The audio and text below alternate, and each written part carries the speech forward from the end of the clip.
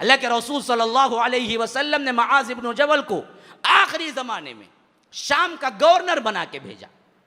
शाम का गवर्नर, आखिरी ज़माना था 9 हिजरी के बाद का।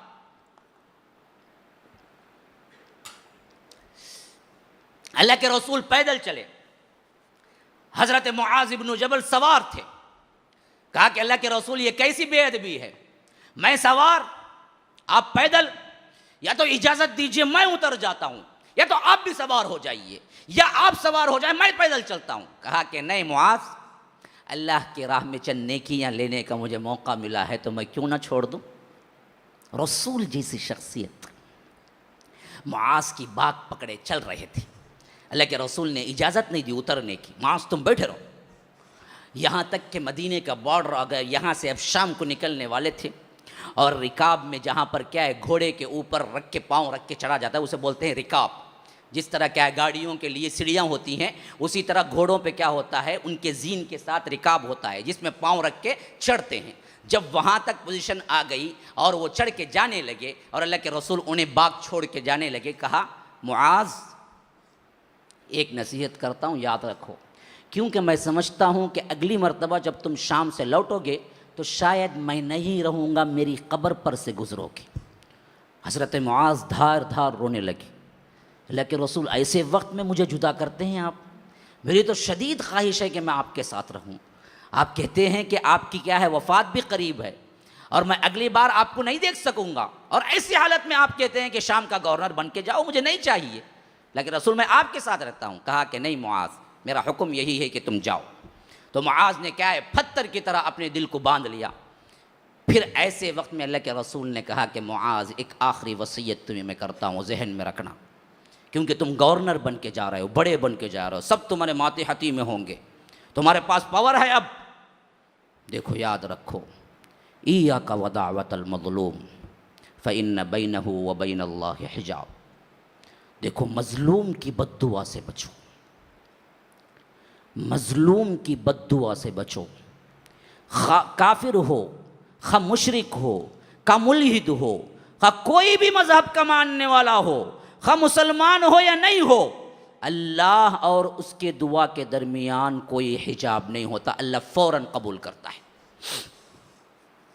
अल्लाह फ़ौरन कबूल करता है मज़लूम की बद्दुआ। ये नहीं देखता कि उन्हें काफिर है। जिन बीवियों को पीसते हैं शौहर, जिन ससुराली घरानों के अंदर बहुओं को तजलील किया जाता है, याद रखो वो मजलूम है। अगर उनकी निकली हुई अगर तुम्हें दुनिया में नहीं मिली तो वो आए सब मिलके अजाब की शक्ल में तुम्हें आखिरत में मिलेंगी। अल्लाह के पास देर है, अंधेर नहीं है। देर हो सकता है। जिन जिन घरों में बहुओं को लाकर जेठ और ननन के कपड़े धुलाए जाते हैं, जिन जिन घरों में क्या है काम वाली से बदतर सलूक करके भी क्या है उन्हें खाना तक बराबर नहीं दिया जाता है, जिन जिन घरों के अंदर आपको तमाम काम तकसीम होते हैं सिर्फ बहू के लिए, खुद अपनी बेटी ननन के लिए नहीं होता है, अल्लाह की कसम याद रखो उनके जुबान से नहीं उनके दिल से निकलने वाली आह को भी अल्लाह बगैर किसी रद्दो के कत के कबूल करेगा। और वो आहें या तो तुम्हें दुनिया में बर्बाद करेंगी या आखिरत में। अच्छी तरह याद रख लो, जितने सांसें जालिम है ना वो गुर्दे फेलियर होके मरती है। डायलिसिस खाओ भुगतो, हाँ क्यों नहीं करेगा अल्लाह। बेड में ऐसे पड़ाता है मरते वक्त 3-3 4-4 साल कोमा में पड़ी रहती हैं, हाँ खलासत का भी होश नहीं होता है। ऐसे फिर आता है अल्लाह, फिर उसके बाद बुलाता है। अच्छी मौत नहीं देख सकते सासों की अमूमन जो जालिम है, अच्छी मौत नहीं देख सकते, खातिमा बिल खैर नहीं देख सकते। याद रखो, जाओ अगर नहीं है तो नोट करो अपने अपने खानदानों में। मैं कह रहा हूं अगर सही नहीं है तो फिर पूछो कितनों की हैं जो जालिमाना तौर पर अपनी जिंदगी में जुल्म करते करते उन्होंने क्या है अपनी जिंदगी बिता दी शौहरों की खातिर। आखिरी में वही सास कैंसर, वही सास गुर्दे फेलियर, वही सास बीमारों का मजमुआ, रगड़ रगड़ के मरती है, रगड़ रगड़ के कुत्ते की जो मौत होती है। वैसे अल्लाह यही दिखाता है, जुल्म करते हो ना भुगत के जाओ, यहीं भुगत के जाओ। सिर्फ यहाँ से ख़त्म नहीं, वहाँ भी लूँगा पूरा पूरा बदला फिर बाद में भी। हाँ हमने मामूली समझ रखा है मुआशरे को। अल्लाह देखने वाला नहीं है। अल्लाह तबारक व तआला जुल्म पे कैसे राजी हो सकता है? हमने खानदानों की बागदौड़ ही जुल्म पे रखी हुई है। खुद की बेटी होती उसको एक काम नहीं, घर में नई नवेली दुल्हन आती उसका पूरा किचन संभालना, ये कौन सा इंसाफ है? वो आई बीवी, तुम्हारे बेटे की बीवी बन के आई, तुम्हारे खानदान की नौकरानी बन के आई। किस शरीयत ने उन पर पूरे खानदान की जिम्मेदारी डाली? कौन है? लाओ एक हदीस पेश करो। खानदान की जिम्मेदारी किसने डाली? शौहर की इताअत की जिम्मेदारी डाली। हाँ, अखलाकी तौर पर सास ससुरे का कुछ ख्याल रख लेती है तो अच्छा है, अखलाकी तौर पर वो भी। कानूनी जिम्मेदारी नहीं, कानूनी जिम्मेदारी शौहर की है बस। लेकिन ये बदबख्त, इस पर अंधी पट्टी ऐसी बनती है कि जो माँ बोले करो जी वो, जो तुम्हारी बहन बोले करो जी वो, नहीं तो नाराज हो जाएंगे। तो याद रखो, तुझे माँ के नाराज होने का डर है, अल्लाह के नाराज होने का डर नहीं। अल्लाह तबारक व तआला छोड़ दे, अल्लाह तबारक व तआला इसको माफ कर देगा, अल्लाह तबारक व तआला इस जिंदगी से रफ़ो दरगुजर कर देगा? नहीं, अल्लाह अपने तौर पर कोताही गुनाह होता है तो माफ कर सकता है। तुम्हारा इनफरादी गुनाह था, अल्लाह कहता है कि मैं चाहूं तो माफ कर दूं। लेकिन बंदों का जुल्म था, गुनाह था, बंदे जब तक नहीं माफ करेंगे अल्लाह भी माफ नहीं करता। अल्लाह नहीं माफ करेगा जब तक के बंदे नहीं माफ करते। इसी से हमने देखा है बहुत से मरते वक्त सासों को एहसास होता है तो बहुओं से माफिया मांग के मरती है। मैंने बहुत जुल्म किया था, आज पा रही हूं, बहू माफ कर दो। उस वक्त माफ नहीं करके क्या करेगी? बहू भी माफ कर देती। हाँ, हमने बहुत देखा है, पढ़ा है। मैं ये नहीं कहता कि क्या है, सब ऐसे हैं, लेकिन आज का कल्चर ही ऐसा है। ये जुल्म जियादती ना होते हुए तलाक, जब चाहे जो चाहे।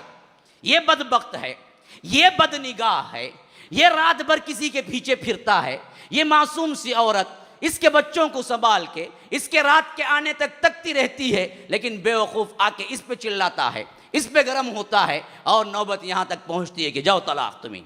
अब रोती धोती माँ की दहलीज पे आ गई, पुरसा ने हाल कोई नहीं, पैसा कहाँ से आए, बच्चों को कौन पढ़ाए, इसको कौन देखे।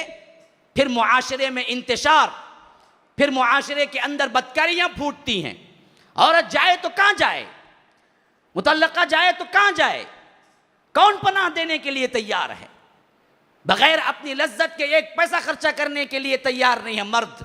आज का इतना गिरा हुआ मर्द है, वो क्यों इसको पैसा देगा रहम करम पे? नहीं, तो अपनी इस्मतें लूटती हैं, अपनी इस्मतें लूटती हैं, अपनी इज्जतें खोती हैं, मुआशरे में अनारकली पहलती है, मुआशरे के अंदर बेहयाई फैलती है, मुआशरे के अंदर क्या जिना फैलता है, फिर इनकी भी अपनी कुछ बनती है।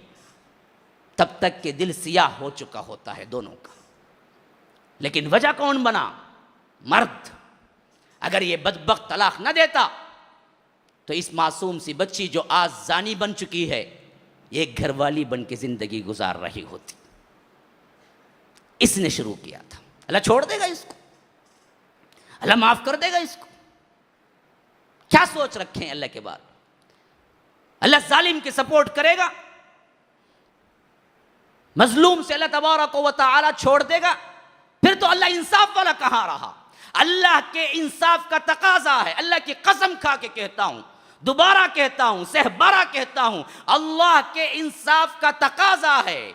अल्लाह मुंसिफ है। इसके लिए जरूरी है कि इन बदबख्तों को अल्लाह तबारक व तआला जहन्नम का अजाब का मजा चकाएगा।